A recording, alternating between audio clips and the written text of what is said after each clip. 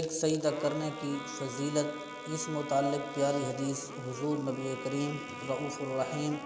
صلی اللہ تعالیٰ علیہ وسلم کے آزاد کردہ غلام حضرت سیدنا ابو عبداللہ یا ابو عبد الرحمن ثوبان رضی اللہ تعالیٰ عنہ سے روایت ہے۔ فرماتے ہیں کہ میں نے حضور علیہ السلام کو فرماتے ہوئے سنا ہے کہ تم پر سجدوں کی کثرت کرنا لازم ہے، کیونکہ تم اللہ عز و جل کے لیے جب بھی سجدہ کرو گے تو اللہ عز و جل اس سجدے کے بدلے تمہارا ایک درجہ بلند فرمائے گا اور تمہارا ایک گناہ مٹا دے گا۔ حدیث پاک کا پس منظر حضرت سیدنا معدان بن طلحہ رضی اللہ تعالیٰ عنہ فرماتے ہیں، میں حضور رحمت عالم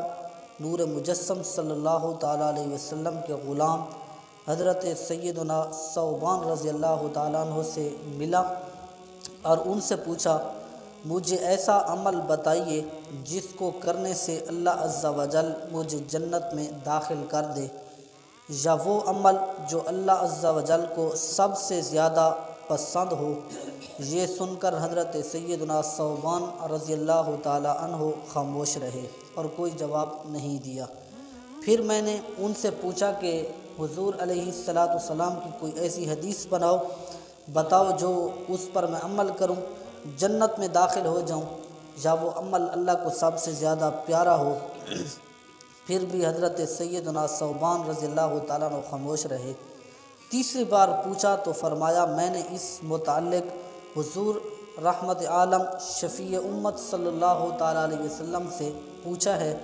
تو حضور علیہ السلام نے ارشاد فرمایا، تم پر سجدوں کی کثرت کرنا لازم ہے، کیونکہ تم اللہ عز و جل کے لیے جب بھی سجدہ کرو گے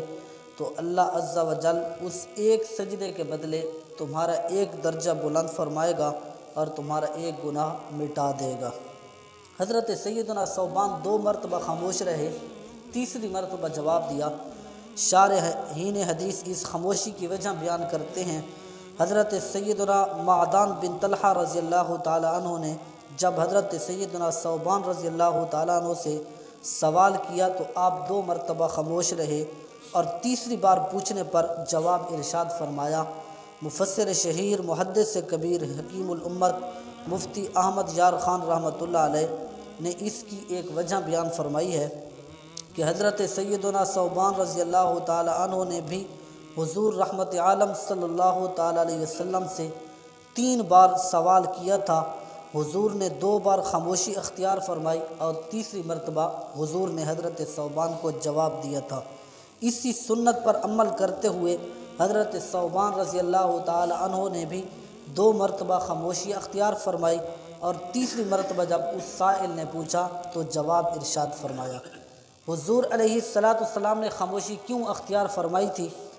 حضور رحمت عالم صلی اللہ تعالیٰ علیہ وسلم کی یہ خاموشی سوال پوچھنے والے کا شوق بڑھانے کے لیے تھی، اور حضرت سیدنا ثوبان رضی اللہ تعالیٰ عنہ کی خاموشی حضور علیہ السلام کی سنت پر عمل کرنے کے لیے تھی۔ صحابہ کرام علیہم الرضوان کی یہ عادت تھی کہ سرکار نامدار مدینہ کے تاجدار صلی اللہ تعالیٰ علیہ وسلم کی اداؤں کی نقل کرتے تھے۔ یہ صحابہ کی حضور کے ساتھ محبت تھی کہ جس طرح حضور حدیث بیان فرماتے تو جب ان سے کوئی پوچھنے والا آتا تو صحابہ کرام بھی اسی طریقے کے مطابق بتاتے اور حضور علیہ السلام کی اداؤں کی نقل فرماتے تھے۔ اللہ تعالیٰ سے دعا ہے اللہ تعالیٰ ہم سب کو سجدوں کی کثرت کرنے کی توفیق عطا فرمائے۔